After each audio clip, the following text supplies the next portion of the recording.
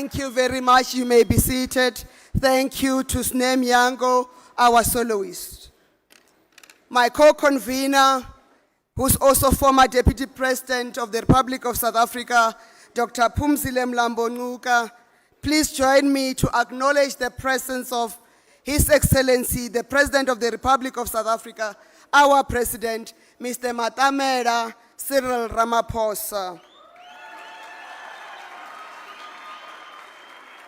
Also acknowledge the presence of Her Excellency, Madame Nados Bekele Thomas, the CEO of Oden NEPAD. Also acknowledge the presence of my sister, Honorable Madame Ake Everesto, the Minister of Human Rights of the Federated Republic of Brazil. My colleagues, Honorable Ministers and Deputy Ministers on the South African National Executive Committee.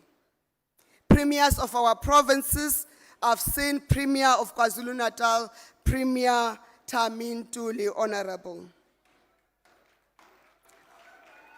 Honorable members of Parliament, MECs, MPLs from Gauteng and other provinces.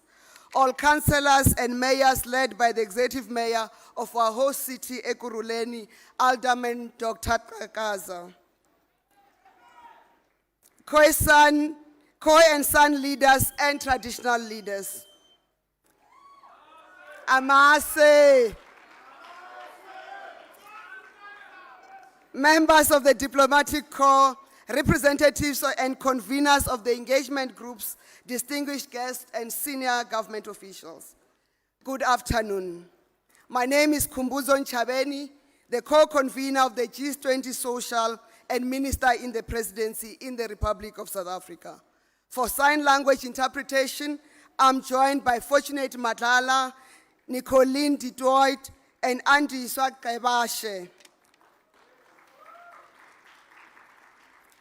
Your Excellencies, gathered here at this social summit in the last 2 days are representatives of 22 engagement groups, which include Women 20, Labor 20, Civil Society 20, Business 20, Think Tank 20, Youth 20, G20 Empowerment Alliance, Startup 20, Science 20, Urban 20, Children 20, Creatives 20, Disability 20, Values 20, Climate 20, Foundations 20, Interfaith 20, Queer 20, Judiciary 20, Parliament 20, Supreme Audit Institutions 20, and royals as well as public participants representing grassroots structures from our districts and provinces.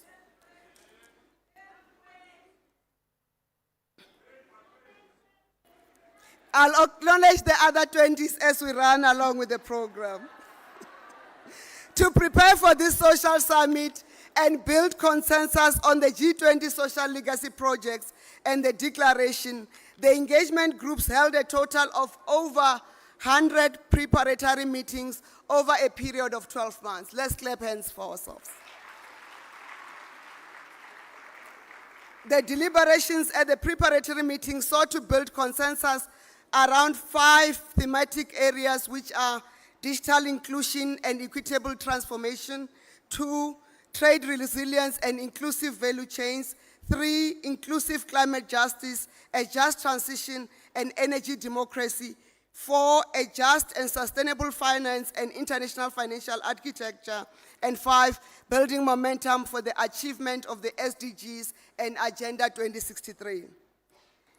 The engagement groups worked very hard to get to where we are and also to agree on a continuing partnership in the implementation of the legacy projects for the future of this beautiful country and continent. Your due pronouncement, Mr. President, that declared that South Africa's G20 presidency is an African presidency which the whole of the African continent must partake and benefit in, was fulfilled through this work of the engagement group, but as part of this G20 Social. When we started South Africa's G20 presidency, Your Excellency, Mr. President, you also instructed us to be inclusive, and we have done exactly that as we accommodated additional engagement groups and the general public through the GCIS, which is the Government Communication and Information Systems, outreach activities, and all their inputs are included in the declaration. Therefore, Mr. President, allow me to invite representatives of the international civil society to speak to us, and I'm requesting the speakers that I have acknowledged all the distinguished guests on behalf of yourselves, and therefore request that, except for His Excellency the President, you stand on established protocols. And given that we have started an hour late, we have to keep to the allocated time. Kicking off the representation of the international civil society, I'd like to call upon Mr. Stefano Palmri, the President of the European Economic Social Committee Section for External Relations. May we put our hands together for him.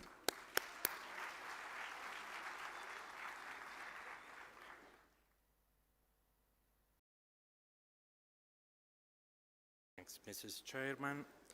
His Excellency, Mr. President Cyril Ramaphosa, Excellency, Presidents and Minister and Deputy Minister, ladies and gentlemen, good morning. Let me say it's a true honor to address you today on an historic G20 Social Summit, the first on African soil, under South African presidency. This moment symbolizes a long-awaited recognition that African voice must be heard in shaping global decision. And this voice today doesn't come from Washington, from Brussels, from Beijing, come from the heart of Africa. Thanks, Mr. President Ramaphosa, for making all this possible. As the Deputy President Mashatile said in the opening ceremony, things happening in South Africa. And now let them happen in the world. I'm a member of the European Economic and Social Committee, the House of European Social Civil Society, and it has been a privilege for me have been together with you all these days in this vibrant atmosphere to hear the voice of civil society and to understand that here the true Ubuntu Nabantu spirit is realized.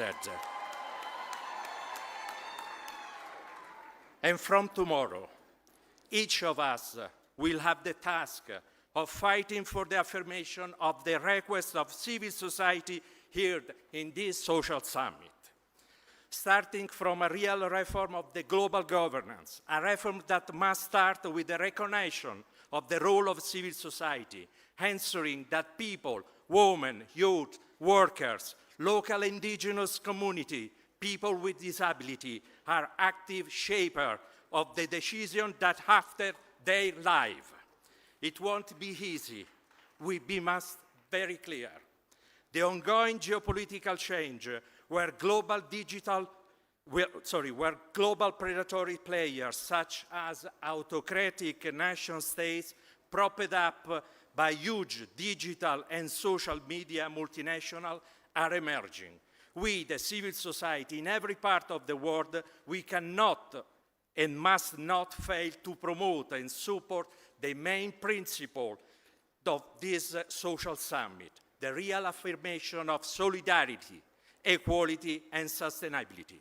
But this affirmation of this principle is strictly linked to the availability in the world of the global public goods. And these are peace. Anywhere in the world, the wars must be stopped now with all possible diplomatic efforts. Health security, we saw during the recent pandemic crisis, not all individuals are the same when faced with health emergency.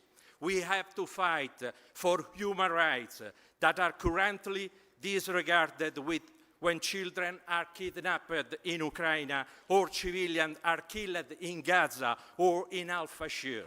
And when people are discriminated against based on their sexual orientation, their ethnicity, their religion, or women are killed or objected to sexual violence. This has to be stopped now. And we have to fight for equality in the world. It's not possible that 1% of the world population hold just half of a global wealth.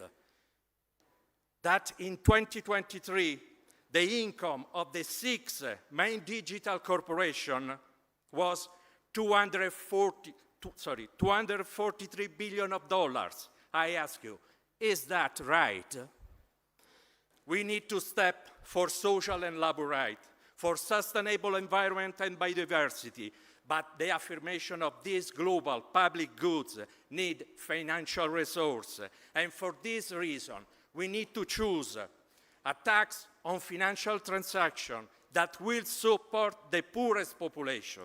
A digital tax target the profit of digital companies that use a tool to evade taxation through tax havens. A tax of the very wealthy of the world that hits the top 1% of the population that hold just under half of the global wealth. We need choice to invest in youth and workers, in the education and lifelong learning of people. We need to invest for wildlife sanctuary fundamental of our existence, like rainforest.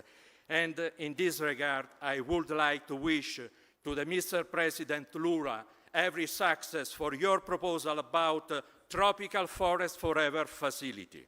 And we need to invest for a just, green, and digital transition for everyone, that benefits everyone. We need to change the current framework of the global financial system. Many low-income countries are forced to spend more on the debt services than on education and health. In Europe, we must change our mentality and see Africa as well as Latin America as a continent with which to establish partnership relations between equals. Through our joint and fruitful cooperation with African Union ECOSOC, we sent a message on behalf of the EU and African civil society at the United Nations Summit for the Future.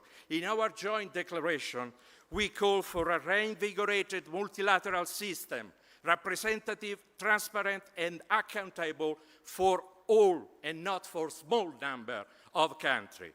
I conclude, we advocate for a transparent, efficient, United Nations and for restructuring global finance to align with climate goals, moving beyond GDP as the measure of the progress. We need to focus on the well-being of the citizen. The G20 must become a platform, not simply for state-to-state negotiation, but for people-to-people governance, where civil society has real access and influence. Multilateralism for the creation of a fair and just world is not dead, is walking the long path for the affirmation of solidarity, equality, and sustainability, animated and supported by civil society and citizens in Europe, in Africa, in Latin America, in every part of the world. And events like this show to the world their importance and our determination to achieve this goal. Mr. President Ramaphosa, we, the European civil society, are ready to undertake this long journey with you in the spirit of Ubuntu Nabantu. Thanks.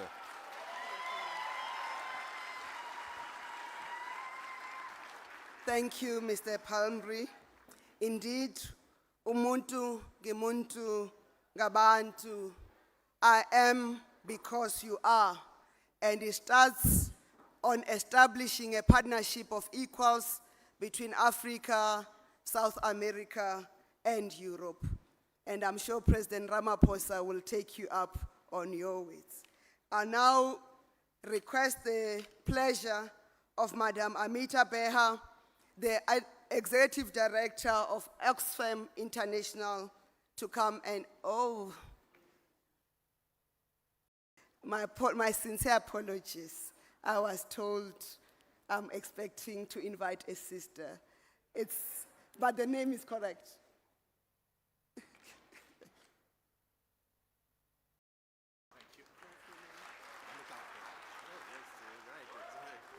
So the name was correct. I was just told, maybe you're too handsome.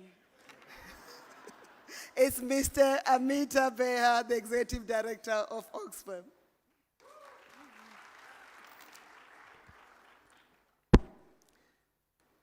Thank you, Honorable President Ramaphosa, ministers, excellencies, and my dear friends and comrades, brothers and sisters.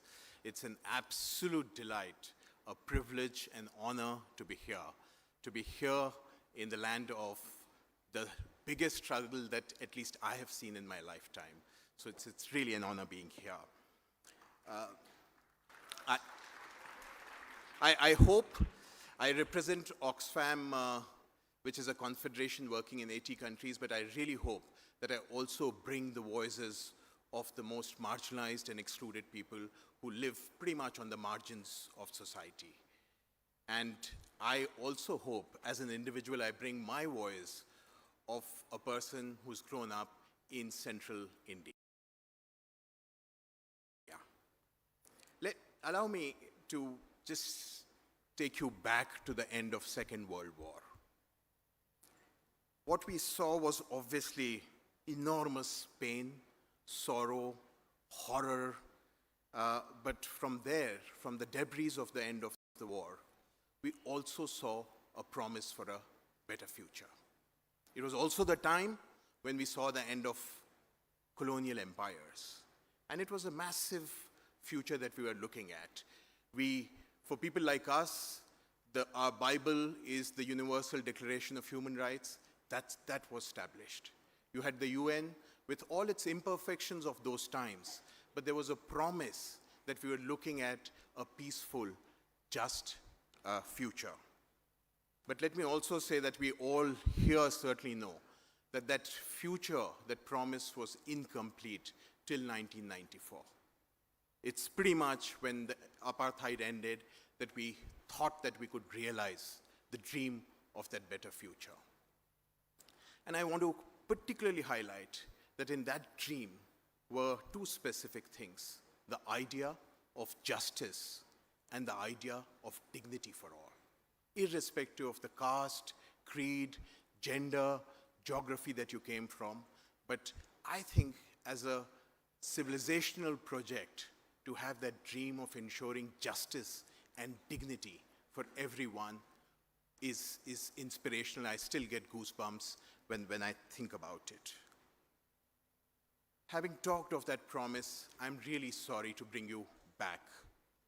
Tragically, I feel that the dream has been shattered. It's a broken dream at the moment.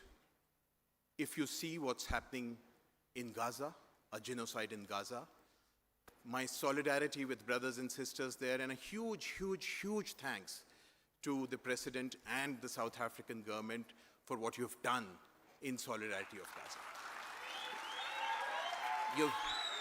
You've been the voice of justice for all of us. Okay. So, if you see that this broken promise, but let me just tell you what is happening. Oxfam is bringing out a report today which tells us that in G20 countries, just in this 1 year, in the last 1 year, the billionaires have added $2 trillion to their kitty, enough to bring 3.6 billion people out of poverty. That's what it is. Just imagine the situation gets worse. We are sitting in Africa. There are 4 people, and all men, not surprising, who own more wealth than 50% of the African population. It's nothing better in Latin America and Caribbean. It's only 2 persons who own more than 50% of the entire Caribbean population. What we are seeing is it's the same economic system which is also responsible for the climate catastrophe. The top richest 1% actually do polluting emissions through their private jets, yachts, more than 2/3 of the global population. So that's the context we are in, and this inequality emergency is certainly driving us towards a crisis, undermining our democracies and our dream of a just future. But I just want to, with this context, I want to again applaud the South African government and the Brazilian government for bringing inequality to the center stage of these conversations. Really grateful for doing so. Let's be clear. Fighting inequality is a political choice. And President, you have made that choice. Thank you for making that choice. You're making this historic choice. You created the Stiglitz Committee.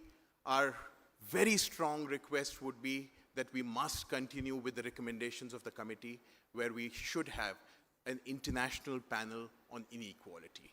I hope the coalition of willing different governments can come together to take this forward. Similarly, huge thanks to the government of Brazil last year for putting taxing the super rich at the center of the conversation. It is really taxing the super rich which can give us the resources to ensure that it's not the billionaires who get rich and richer. There are more doctors, there are more teachers, there are more nurses, and there's more daycare for the communities. So thank you again, Brazilian government. I would just end by saying that this is a moment while we look up to the inspiration of the South African government, the Brazilian government, other governments who are going to take this progressive agenda forward. The civil society, the young, the women, the academics, we all need to redouble our effort in fighting injustice, in ensuring that we work towards a fair and equal future.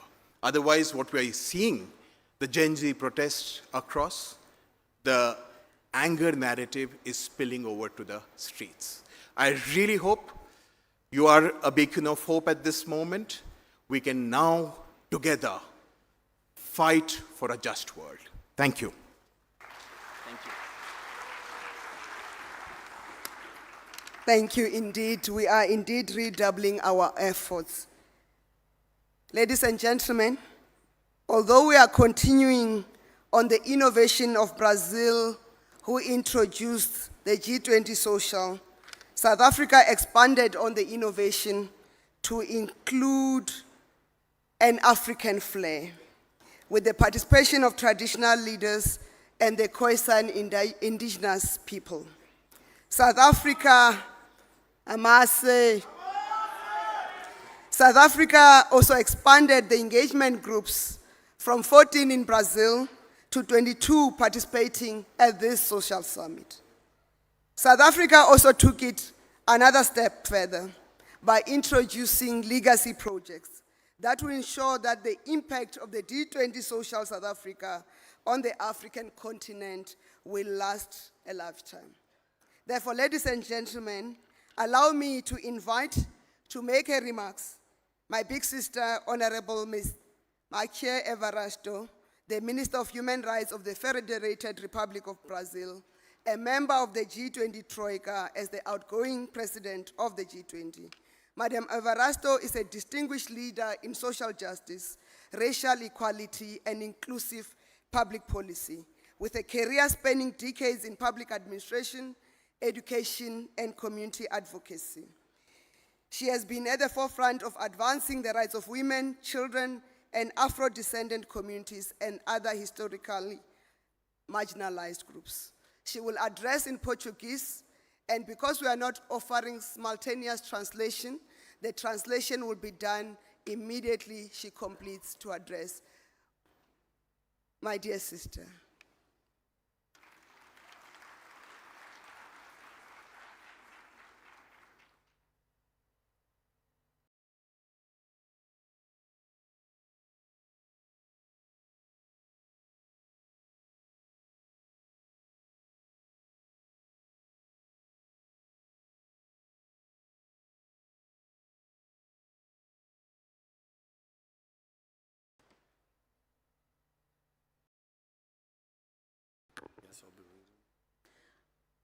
Bom dia a todas e todos. Good morning, everyone.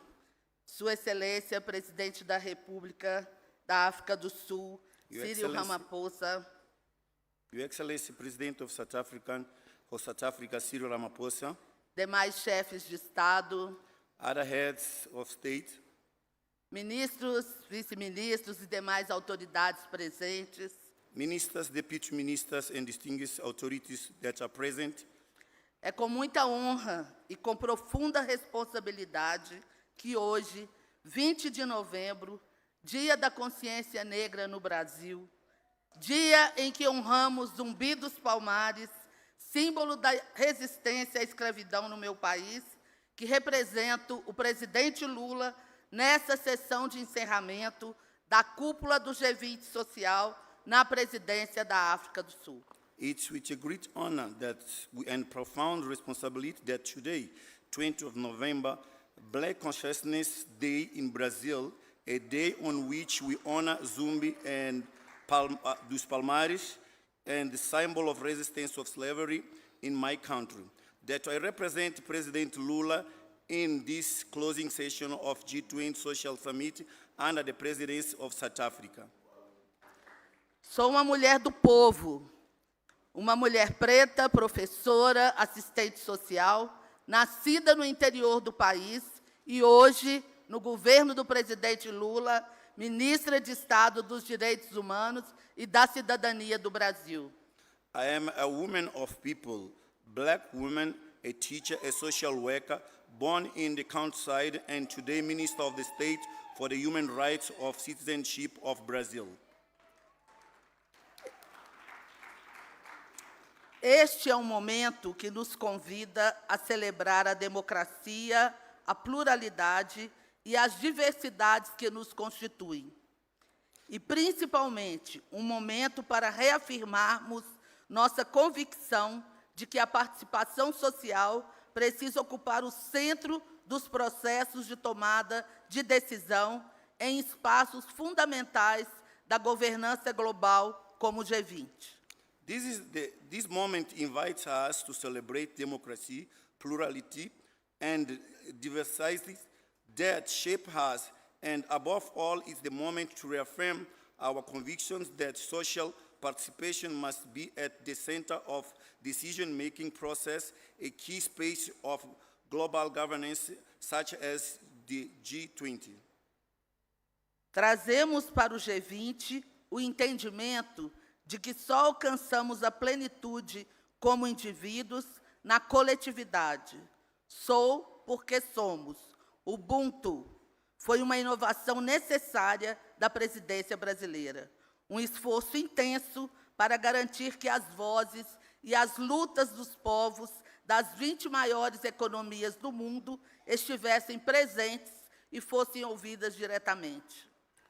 Bringing to the G20 the understanding that we only reach our fullness as individuals through collectivity.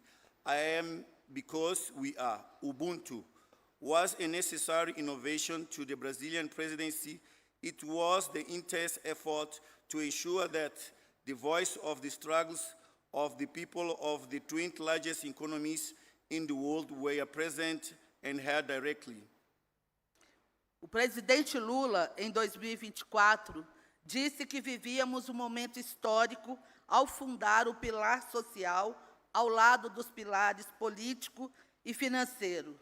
E é com imensa alegria, presidente Ramaphosa, que vemos a presidência da África do Sul abraçar essa iniciativa inédita, dando continuidade e ampliando esse compromisso que é, ao mesmo tempo, uma conquista e uma responsabilidade coletiva. In 2024, President Lula said we were living an historic moment when we established a social pillar alongside the political and financial ones. And it is great joy that we see the South African presidency embrace this unprecedented initiative, continuing and expanding the commitment that is both achievement and shared responsibility.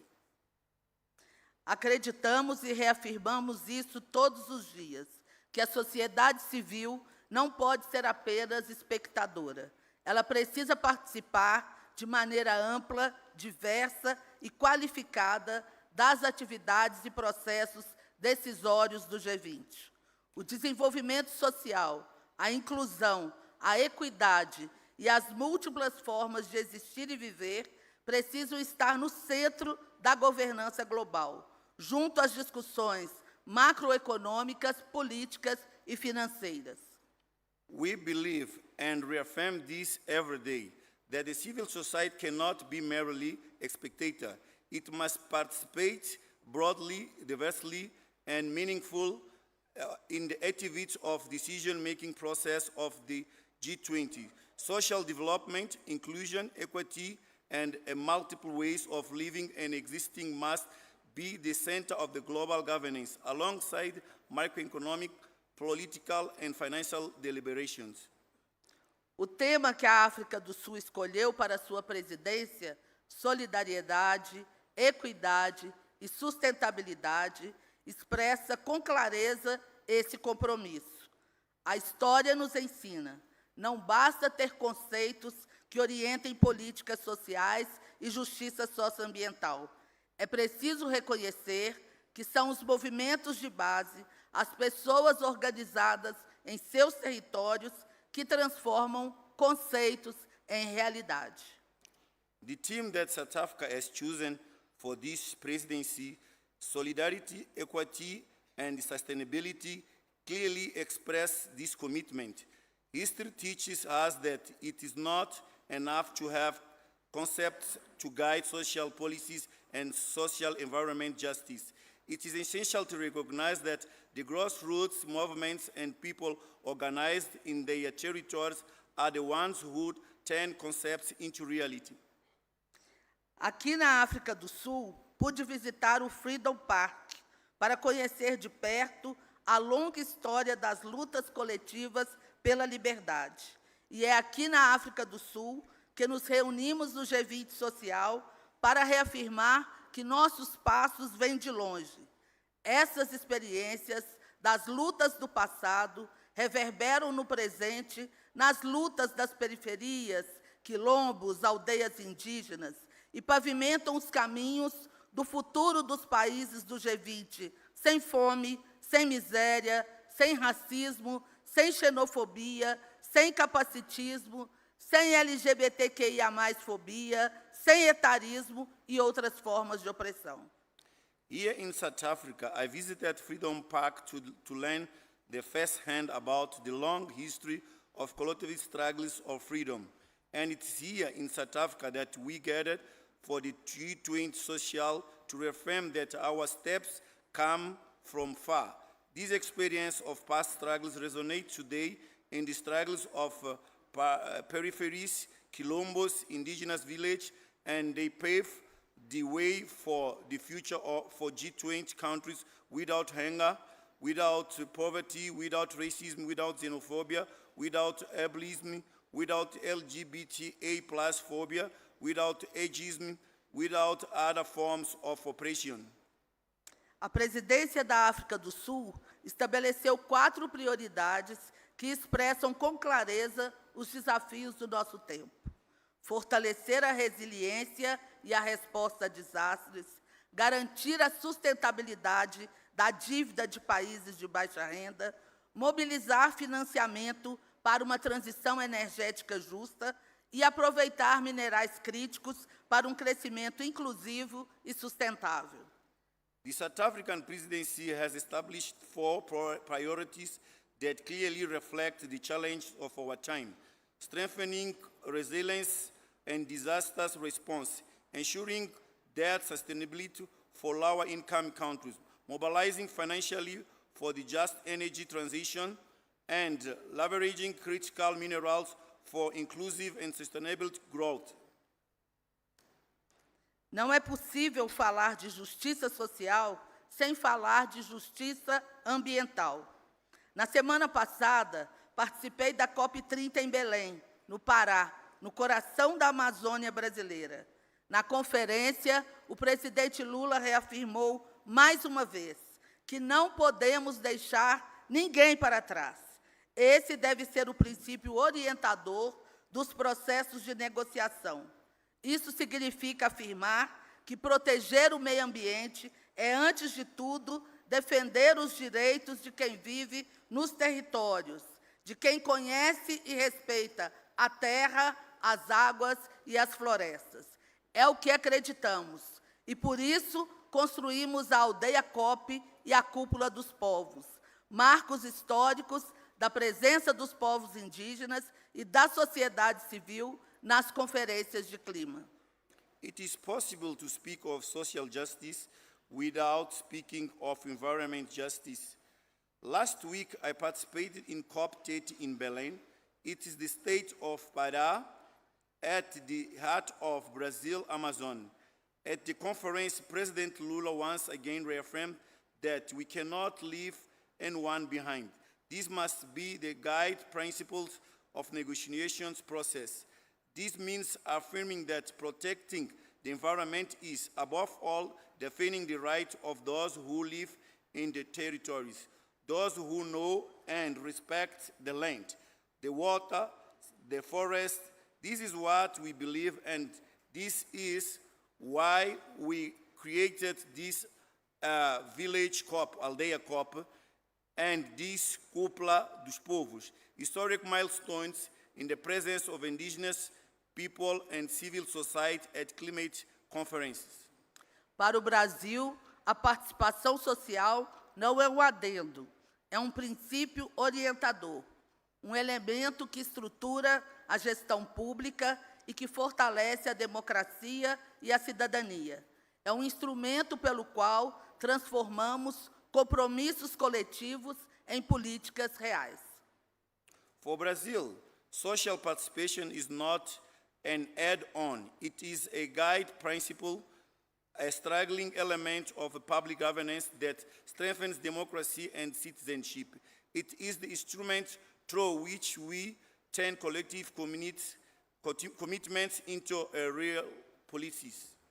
Democratizar as instâncias de governança do nível local ao global é abrir caminhos para decisões mais legítimas, para acordos mais sólidos e para uma relação de confiança entre a sociedade e as instituições.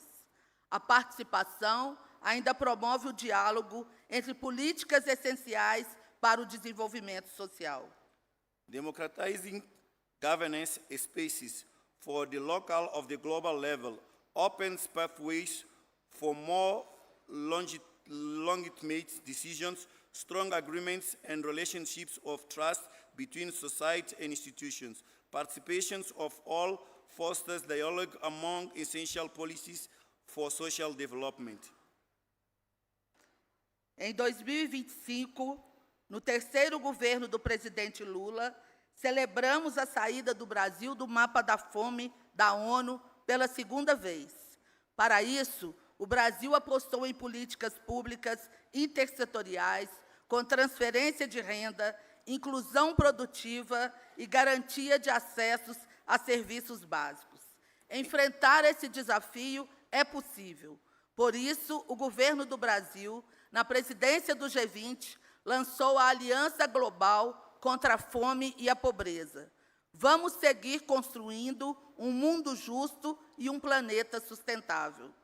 In 2025, during President Lula's third administration, we celebrated Brazil's removal from the United Nations hunger map from the second time. To achieve this, Brazil invested in intersectoral public policies, income transfers, productive inclusion, and guaranteed access of basic service. Tackling these challenges is possible. This is why Brazil, during the G20 presidency, launched the Global Alliance Against Hunger and Poverty. We will continue building a just world and sustainability planet. A experiência participativa brasileira nos guiou.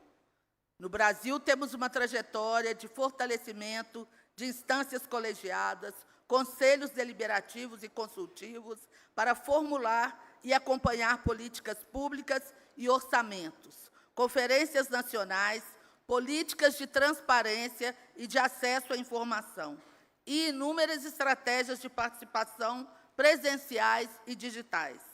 Essas instâncias se replicam nos níveis estaduais e municipais, criando uma engrenagem federativa que fortalece e sustenta políticas públicas. Our participatory experience guides us in Brazil. We have a long trajectory of strengthening collegial bodies, deliberative and consultative councils of develop and monitor public policies and budgets, national conference transparency and access to information policies, and a countless participation of mechanisms both in person or digital. These mechanisms are replicated at the state and municipal levels, creating a federative and engine that sustains public policies. Por isso, reconhecemos que acolher a diversidade de vozes e promover o diálogo são condições para que o G20 Social se consolide como uma plataforma global de referência na integração da sociedade civil. Ouvir essas vozes e construir mecanismos de resposta ao lado delas é o único caminho para uma resiliência baseada em direitos e comprometida com o enfrentamento das desigualdades. For this reason, we recognize that embracing diverse voices and promoting dialogue are essential for G20 Social and consolidate itself as a global reference platform for the integration of civil society. Listening to these voices and building response mechanisms with them is the only path that rights-based resilience committed to addressing inequities. Conselhos, conferências, transparência, direito à informação são instrumentos locais dessa participação. O G20 Social é seu espelho global. O Brasil iniciou o processo. A África do Sul não apenas o continuou, como o ampliou. E convidamos a próxima presidência a seguir conosco, porque este deve ser um caminho sem volta.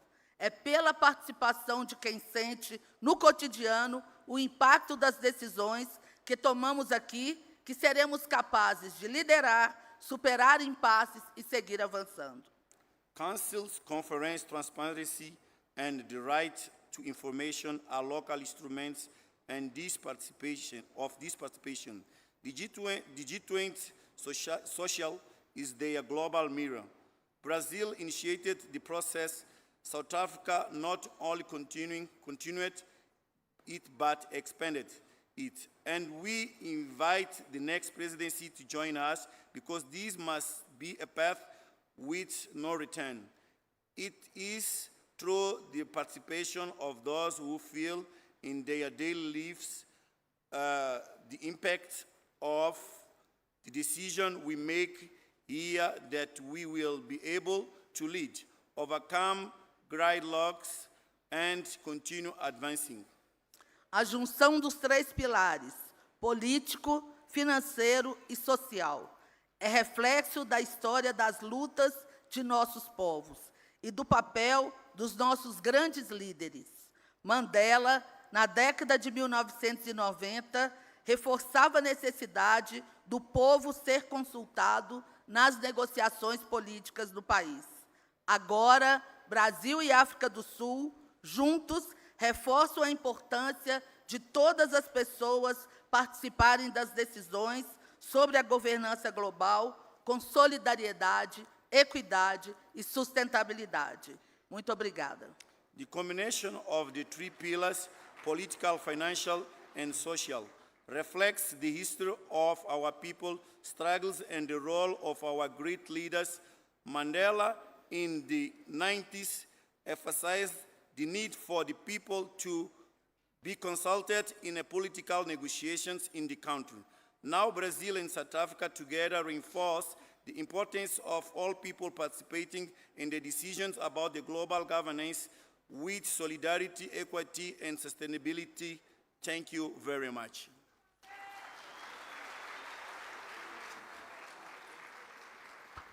Muito obrigado.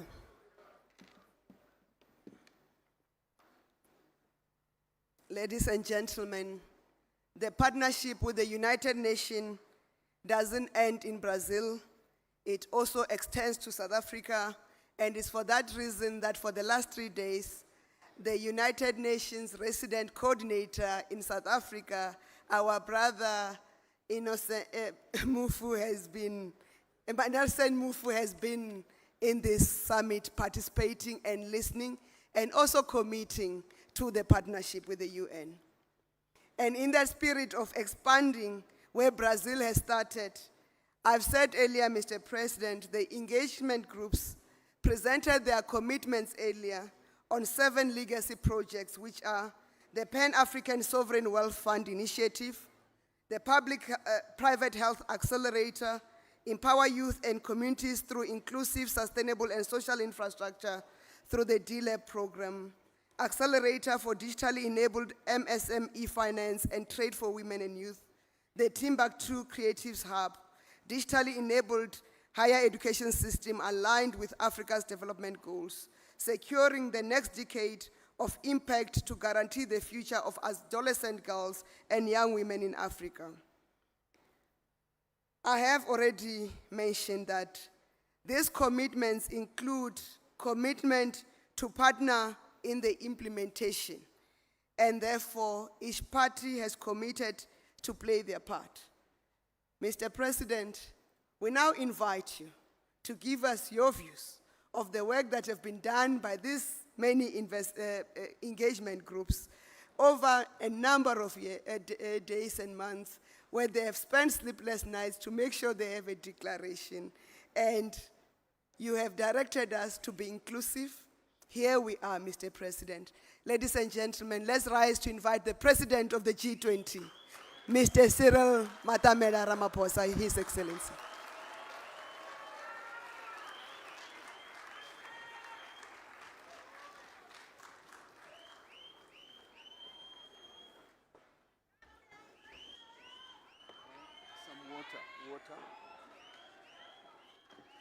Thank you. Let's be seated, please. Amandla. Amandla. Matla. Matimba. Manda. Mase.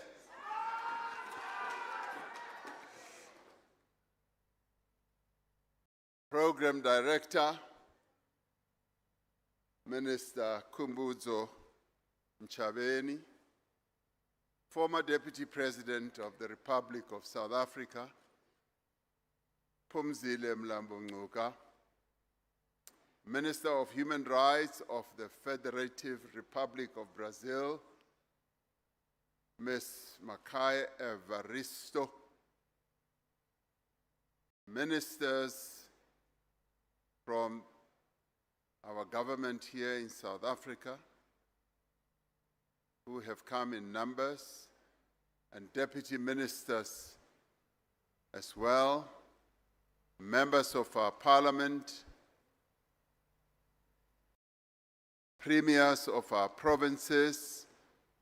I've seen the premier of Gauteng where we are, and the premier of KwaZulu-Natal, councillors of our local government and mayors, and members of our provincial legislatures, delegates from the G20 member states who are here present, representatives of international organizations who are here present, co-conveners of the Social Summit and Sherpas of the G20, members of the diplomatic corps, heads of delegation, representatives of religious and Khoi and San religious leaders, delegates and guests and friends. Sanbonani. Dumelang. Absheni. Goeie môre. Molweni. Dimacheroni. Lochani. Rishile. I greet you all in the name of the people of South Africa, but also greet you in South Africa's beautiful languages. One of these greetings, Sanibonani in the Zulu language, typifies precisely what we are about. It literally means we see each other. We are acknowledging the personhood, the value, and the dignity of the one that we are meeting. We are also affirming the cherished principle of Ubuntu. I am because we are. This is the spirit in which this G20 Social Summit is being held. And it speaks very loudly to the proverb that we have on the African continent, that if you want to go fast anywhere, go alone. But if you want to go far, go together. This is what we are doing. There are some who have dubbed what we are doing through the G20 Summit by holding a number of other G meetings, which I'll speak about in a little while, that we are having a G100, a G1000, and that is true. We are having a G1,000,000 because we are about inclusiveness, bringing people together, and this summit is possibly the best of all the G summits that we are going to have. So I want to applaud you. I want to thank you all for being here. And I want to thank you for your contributions, which I hear have ended up with a beautiful declaration. Beautiful things are happening in South Africa.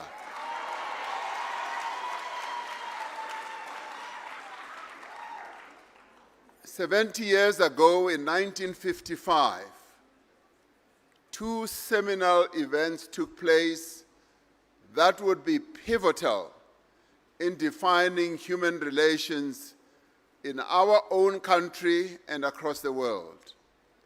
The first was the Asian African Conference in Indonesia, in an area called Bandung. It is now known, that meeting, as the Bandung Conference. At the time, a wave of independence was reshaping Africa and Asia. This conference has been described as the moment the Global South began to speak for itself. Like we are doing today, you, as part of the Social Summit, you are getting our people to speak for themselves, not only to be spoken about by the political leaders, it is the people who are speaking for themselves. The delegates to the Bandung Conference made a commitment to advancing peace and equality, to solidarity, to economic and political cooperation that is rooted in mutual respect and justice. The second seminal event of 1955 was the Conference of the People that was held here in Johannesburg in a place called Kliptown. It was the height of the apartheid rule. Repression and oppression was rife in our country. Only a minority of South Africans were privileged, whilst the majority were oppressed and excluded from many things. It was at the Congress of the People that South Africans of all races, all faiths and all creeds gathered to adopt the Freedom Charter, which would be the forerunner to South Africa's democratic constitution. The Freedom Charter boldly declares that there shall be peace and friendship, and it boldly declared that the people shall govern, and that this shall be secured by upholding equal rights, opportunities, as well as status for all. History, too, will record this year as a milestone for global cooperation. We affirm the historic nature not only of the first summit of the G20 to take place on African soil, but also of this social summit, a gathering of the peoples from across the world. You are making history. The initial history was made in Brazil when President Lula convened a social summit of the G20.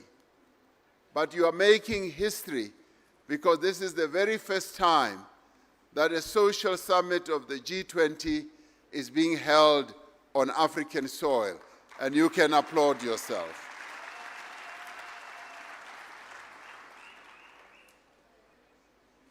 Your summit is taking place at a time of great uncertainty around the world. Political polarization, global poverty, conflict and war, and the growing impact of climate change are threatening global development. Inequality in wealth distribution, imbalances in international development finance, and in disparities in access to financial resources are holding back our ability to meet the aspirations of the 2030 Agenda for Sustainable Development. As a continent, we are in tandem, striving to realize the aspirations of the African Union's Agenda 2063 to develop the Africa that we want. This is the second G20 Social Summit to take place since the concept was inaugurated by President Lula of Brazil. The breadth of representation and the depth of engagement is most impressive. I am told that there have been more than 100 meetings that you have been involved in engaging together. It is here in this room where we lay the groundwork for global action on the G20 priorities. We know that global action will be credible because it is informed by the voices of the people. South Africa's G20 presidency has been premised on ensuring the interests of developing economy countries, that they must be elevated on the G20 agenda. We have sought to address poverty, inequality, and underdevelopment. Having taken the leaf from the focus that Brazil put on these issues, we decided too that we want to elevate these issues to a much higher level. We have worked to strengthen and to reform the international financial architecture, to democratize the systems of global governance, and to promote the right of all nations to development, to equality and dignity, and leaving no one behind. We have used our G20 presidency to reiterate the call for the world's leading economies to invest in sustainable development and in the conservation of the planet for future generations. We wish to congratulate Brazil for having hosted COP30, which is still going on, but also congratulate President Lula for having insisted that the rainforests, the tropical forests, must be protected.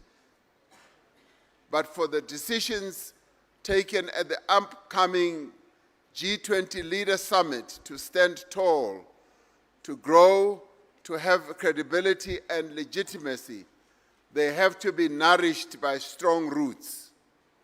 These roots are our civil society and community organizations, women's organizations, youth formations, academia, think tanks, business, labor, and grassroots formations that focus on, yes, gender issues, like the LGBTIQ community, like the disabled communities, like the unemployed people. They must therefore be rooted amongst those communities. We are fortunate to have secured the full and meaningful participation of all the formations in this summit, including, and by no means am I going to count them all, including the Women 20, the Youth 20, the Business 20, the Civil 20, the Labor 20, the Parliament 20, the Media 20, the Disability 20. Now you will have to tell me which one is left, because there are so many.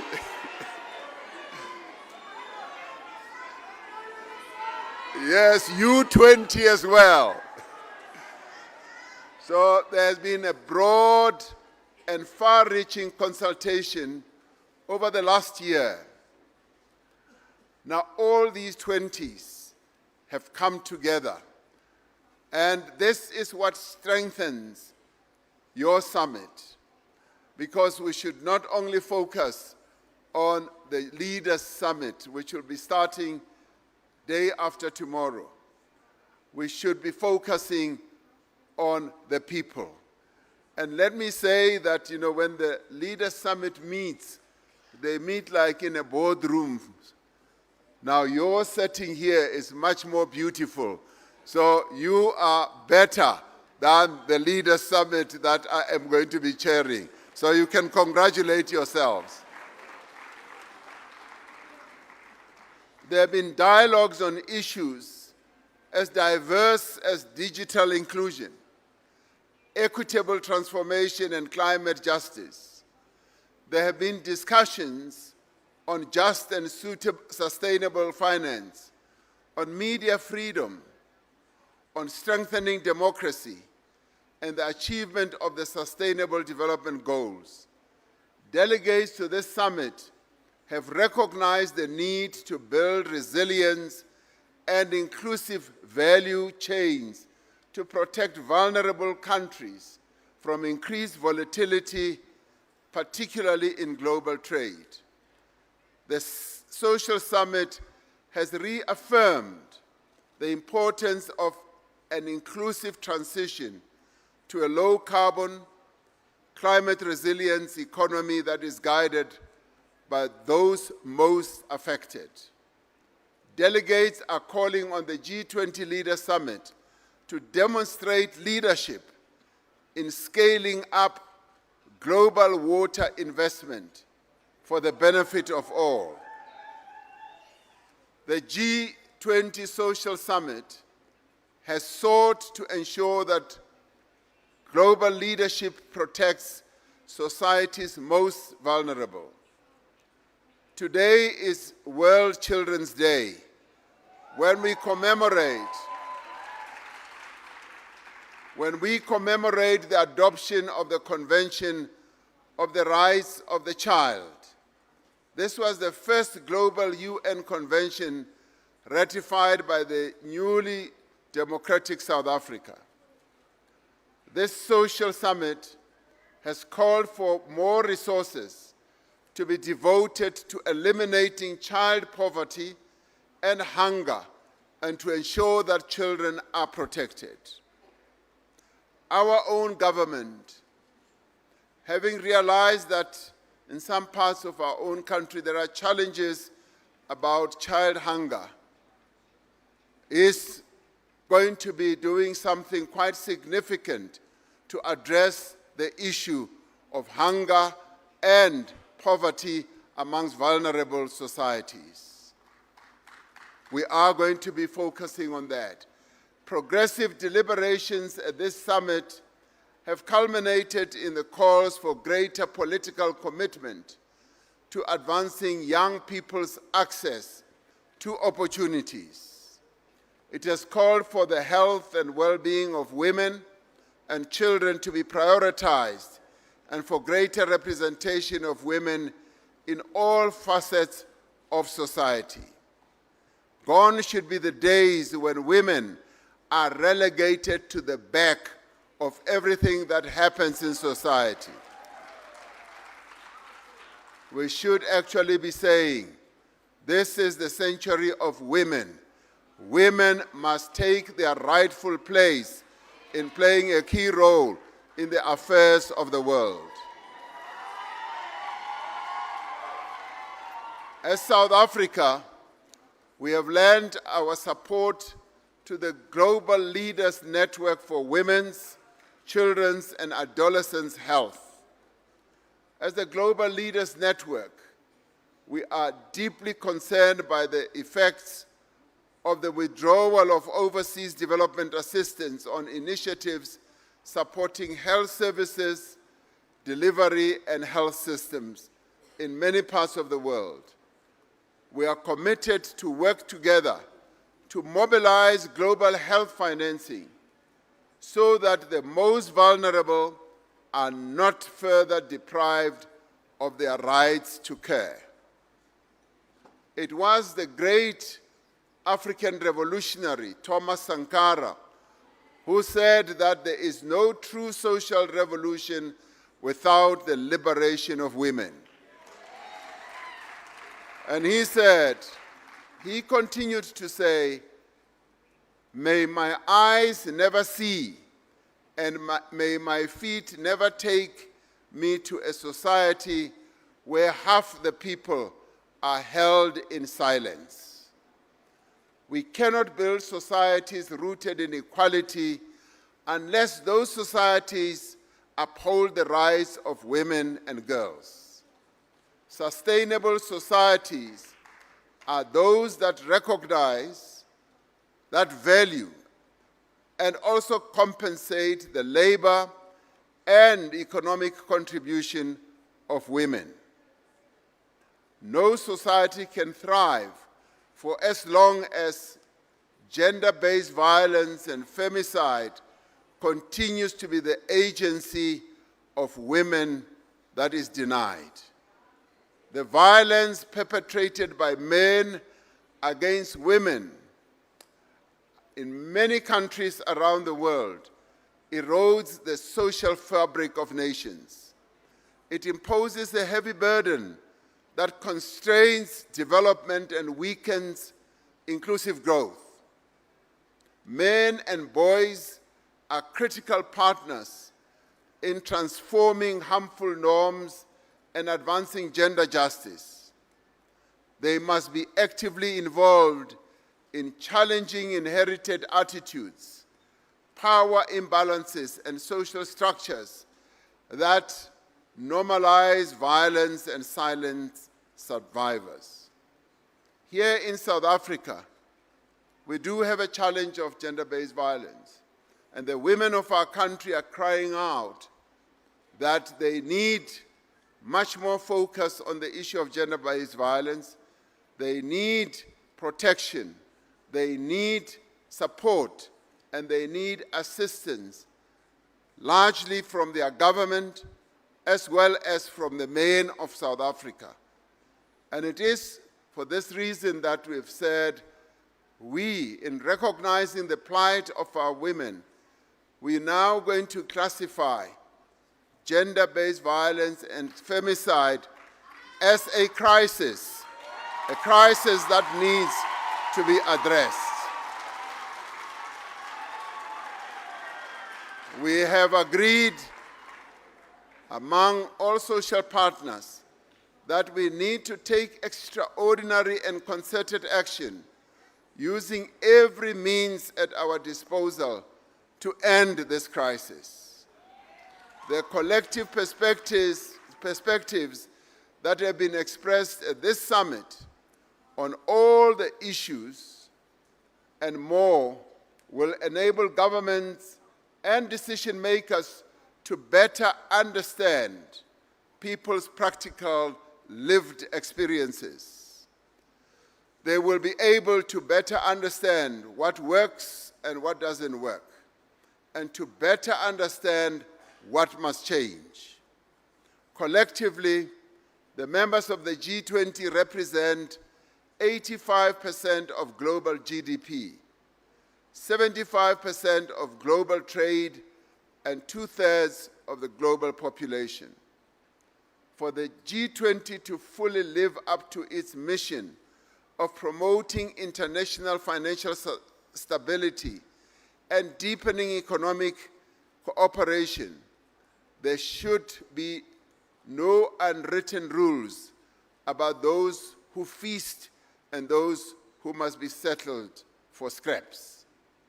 It cannot be that a country's geographical location or income level or army determines who has a voice and who is spoken down to. And it basically means that there should be no bullying of one nation by another nation. We are all equal.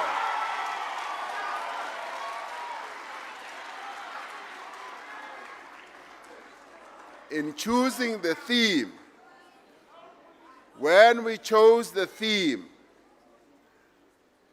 that we must advance a vision of meaningful, credible global cooperation, we did not only mean a small club of leaders.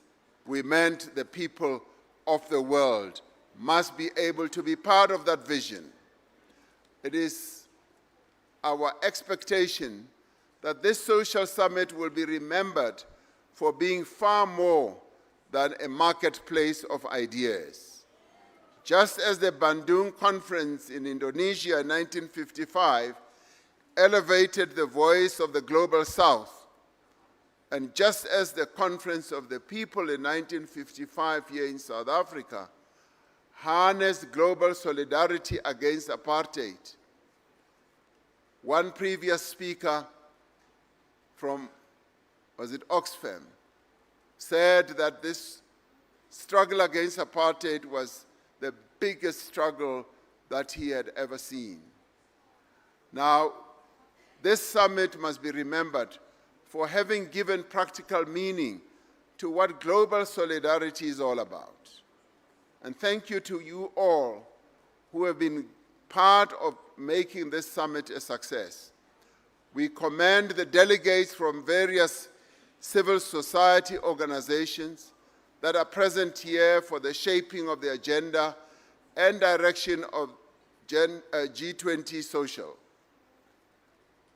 And in many ways, for you who are South Africans, it already gives us a very good idea of what our national dialogue will be about and what we hope that it will yield, your participation. These efforts will foster ongoing cooperation between governments and civil society in advancing sustainable global development. For millennia, our forebears were guided by the sun, by the day, and the sun, the stars and the moon by night. They relied on nature to show them the way as they traversed the ancient trading routes of Timbuktu, as they navigated the mighty Congo River and the mighty Nile River, as they made their ways across the vast expanses of the Kalahari and the Sahara Desert. Today, we are counting on this social summit to guide the G20. We are relying on this social summit to be the reliable, trustworthy compass that ensures the G20 agenda takes the needs and the aspirations of all the countries and all the peoples of the world into account. As you heard, we also initiated the drafting of a report on inequality.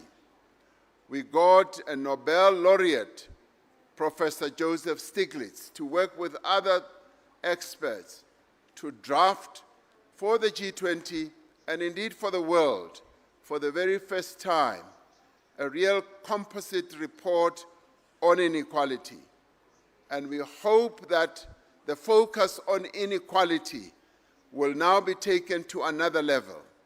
And we hope that we will be able to set up a global inequality panel that will operate at the same level as the COP 20s and the COP 30s that focus on climate change.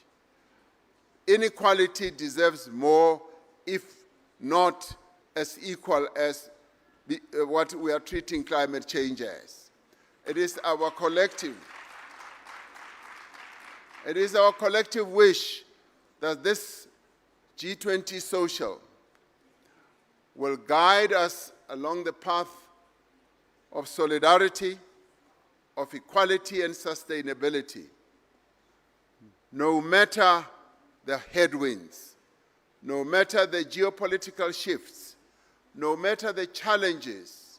We will keep our eyes fixed on the horizon of progress and shared prosperity.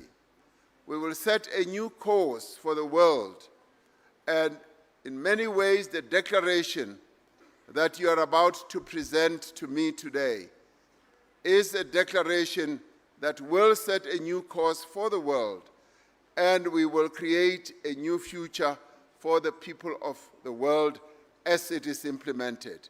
And with those words, I thank you, and I applaud you, and I commend you for participating in this summit. Thank you very much.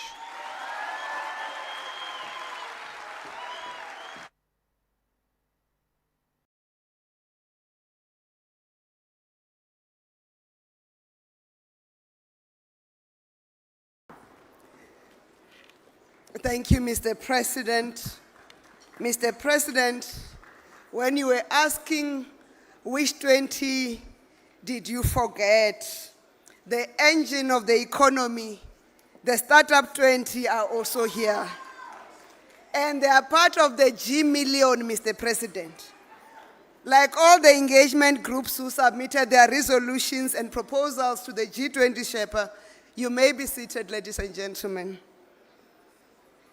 They have submitted their resolutions and proposals to the G20 Sherpa for inclusion in the deliberations of the G20 Leaders Summit. They will be the greatest beneficiary of the inequality panel that you propose to submit, to form, which will have the same stature as COP, because when we eradicate inequality, the engagement groups that are sitting here will be the first beneficiaries and the greatest beneficiaries. And the declaration is ready, Mr. President. And it is aligned with the theme of the G20 South Africa 2025 presidency of solidarity, equality, and sustainability, as well as dealing with the key socio-economic challenges we face as the African continent. Like in a South African manner, and to usher the children of South Africa, who are the custodians of the future, of South Africa and the continent of Africa and the world at large. We are going to have our musician, Ms. Lebu Sekhobela, to come and entertain us. And the children who will hand over the declaration will be accompanied by the leadership of the engagement groups. I will not come back to the stage. Lebu will come perform. When she's done, the children and the engagement groups will come through so that they can hand over the declaration to His Excellency the President. Over to you.